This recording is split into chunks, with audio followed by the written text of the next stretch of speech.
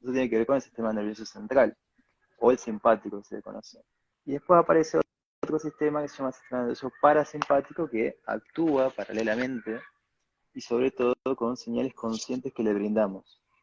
Señal consciente es todo aquello que pensamos dentro de otras cosas.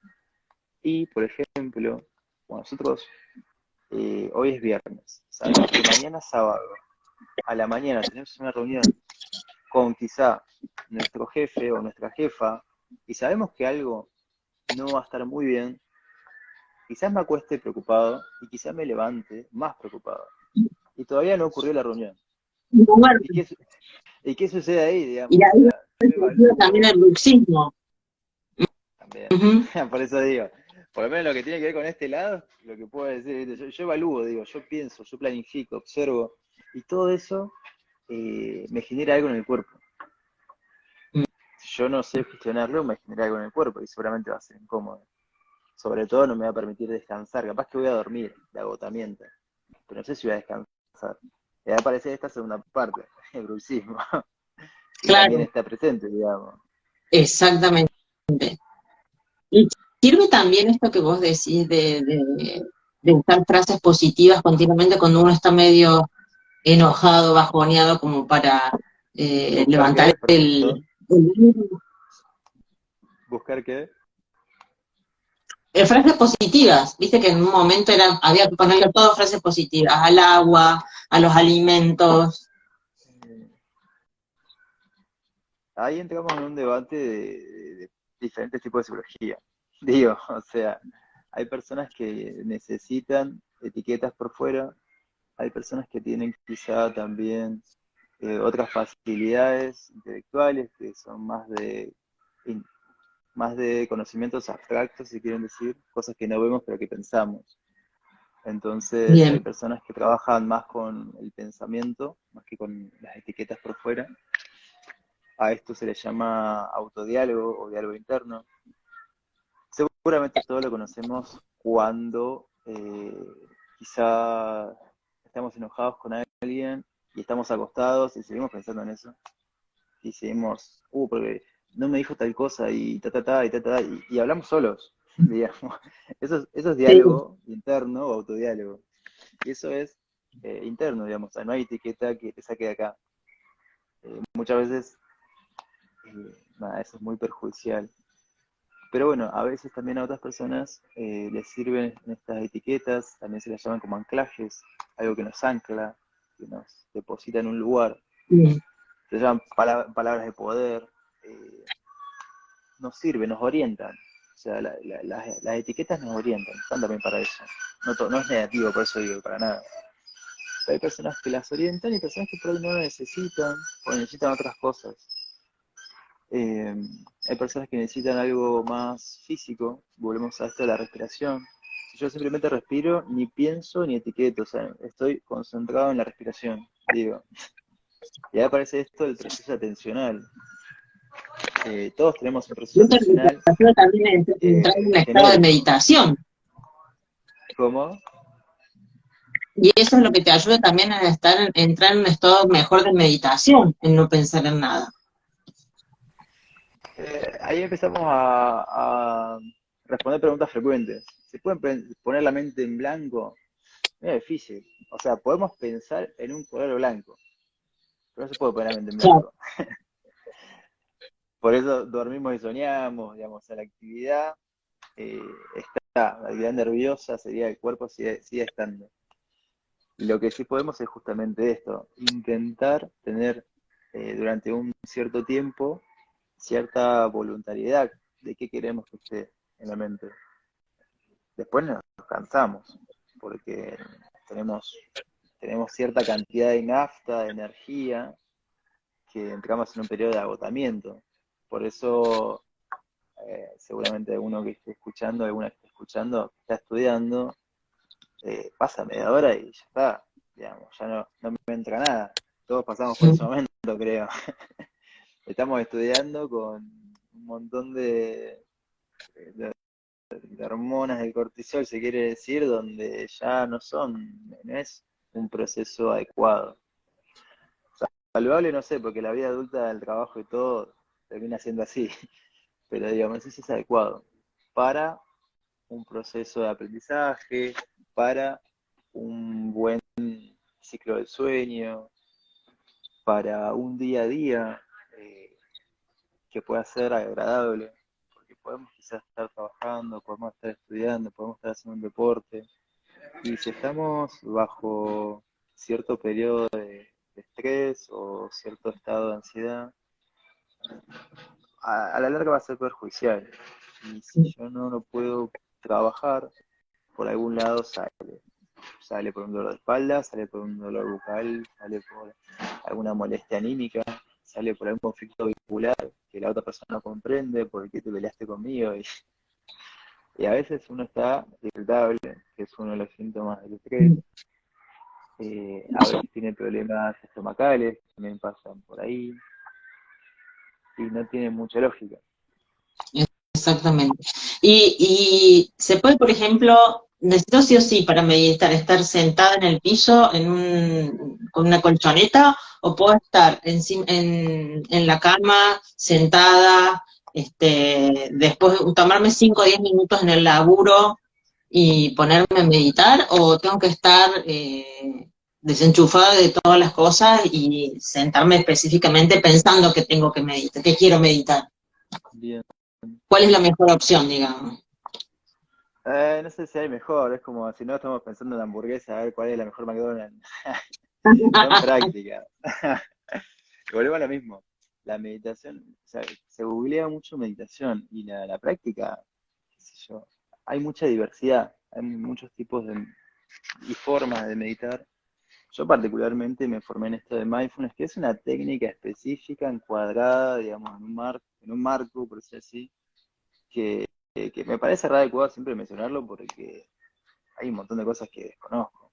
Y sobre esto quizá algo puede aprender, y a partir de acá, en esta propuesta se distingue y se diferencian dos modalidades, que uno tiene que ver con la práctica formal, se le llama, que justamente es como formalizar el encuadre, decir, bueno, nos vamos a juntar en tal lugar, o yo tengo un rincón de la casa para esto, donde tengo mi zafu, se le llama, que es como una especie de almohadón para meditar, donde tengo el mat de yoga, digamos, donde tengo todo ahí ya formalizado, Mi, donde muchas mi, veces tengo mi un día y un lugarcito. horario, claro. Y después aparece la otra pata que tiene que ver con lo que se llama informal. Que lo informal es cómo yo transfiero o cómo yo puedo utilizar los recursos que aprendo en ese espacio formal fuera de ahí, en la cocina. O sea, ya salí de la habitación, voy a la cocina, bien. Estoy lavando los platos. Y mientras estoy lavando los platos, muchas veces estamos pensando en mil cosas. No nos damos cuenta a qué temperatura está el agua, no nos damos cuenta el brillo del plato, no nos damos cuenta si el vaso tiene una astilla. Digo, no estamos prestando atención a lo que estamos haciendo.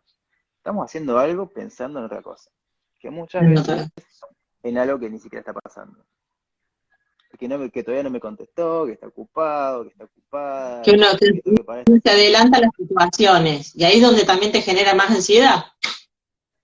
Y sí, por eso, digamos. Básicamente uno de los primeros, si se quiere decir, salvavidas, yo utilizo mucho una frase simple eh, pero acertada, que es tener los pies donde tengo la cabeza. Digo, o al revés, por decir así, en realidad, tener la cabeza donde tengo los pies. Si estoy lavando los platos, estoy lavando los platos. Digamos, muchas veces pasa también cuando uno se va a duchar. Te vas a bañar y te estás bañando pensando en que en 20 minutos te pasan a buscar. En 20 minutos te pasan a buscar, te estás bañando. Digamos, y estamos preocupados porque nos van a pasar a buscar Consciente en de 20 que uno minutos. dice hoy, y ahora en este momento. Sí. Por eso es una práctica que facilita que podamos transitar nuestra experiencia en este momento. Una de las definiciones más conocidas del mindfulness es prestar atención en el momento presente sin juzgar ni valorar. O sea, o valorizarse, quiere decir. Una de las definiciones de John Kabat-Zinn, que es esta persona que mencioné al principio, que es médico. Después hay un montón más, después hay un montón de autores. Generalmente se lo toma a él como uno de los referentes, pero hay muchos más. Eh, Lo que uno quiere decir en otras palabras es poder prestar de una forma intencional atención a lo que está ocurriendo, simplemente observando las cosas tal como son, sin categorizarlas, sin hacer un juicio de valor, e intentando tener cierta observación como si fuera testigo. Yo simplemente observo. No soy quien para decir algo, no soy quien para mencionar algo. Las cosas están ocurriendo. Digo, hay dos personas discutiendo. Bueno, yo veo dos personas que están hablándose, quizá en un tono de voz alto, donde el cuerpo se mueve más rápido o como si fuera con, no sé, con mayor velocidad. Digo, observo eso. Después categorizo si están discutiendo, si la discusión es violenta o no es violenta, digamos, o sea, y todo este condimento, si quiere decir, es lo que construye, por decir así, nuestra percepción. No es que meditando rompemos la realidad y nada, y tenemos otra Sí, percepción de la realidad, no. Simplemente tenemos otra perspectiva. Empezamos a tener otra perspectiva sobre las cosas. Intentamos tener mucha más amplitud. Mindfulness es la palabra en inglés, la traducción al español es atención plena. Lo que uno claro. intenta es que de una situación que está ocurriendo, poder tener mayor plenitud a la hora de observar las cosas que suceden. No es que esta persona me está discutiendo a mí, es una persona que está hablando en voz alta, algo le ocurrirá. Se está dirigiendo a mí, algo me querrá decir. Digo, a veces es difícil porque tomamos las cosas a personal, a veces es difícil porque, obviamente, si una persona nos habla en una voz alta, en un tono alto, con cierto grado quizá de agresividad, podemos tener cierta reacción, y ahí comienza toda una cadena de otras Claro, cosas. todo, exactamente. Y era como lo que Eh, vos decías, lo que no se expresa por algún lado sale.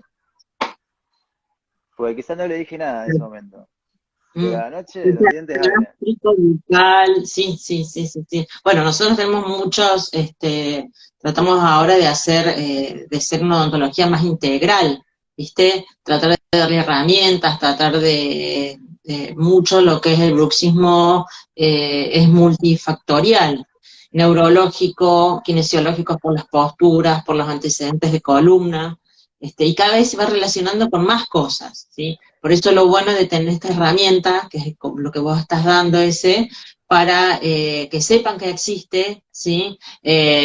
Aparte, desde yoga, hacer gimnasia, hacer alguna actividad física, porque todo suma, ¿sí?